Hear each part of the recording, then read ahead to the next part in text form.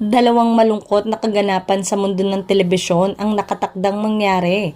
Una, mukhang hindi na matutuloy ang weekly show ng isang popular entertainment personality. Pangalawa, isang araw na lamang mapapanood ang isang daily television program. Buo na ang konsepto para sa buong programa na pangungunahan ng sikat na entertainment personality pero nanganganib na hindi na ito mapanood dahil sa mga hindi pagkakaunawaan ng mga sangkot sa production.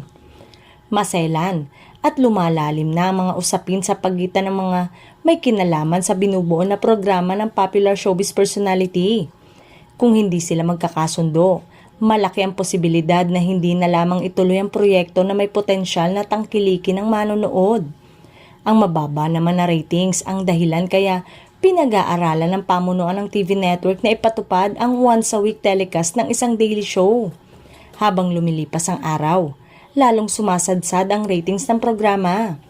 Kung tutuusin, ay pwede na itong isara pero maswerte pa rin ang production staff dahil imbis na tuluyan sila na mawala ng trabaho, binabalak ng management na gawing once a week na lamang ang TV show na hindi sinusuportahan ng televiewers at advertisers.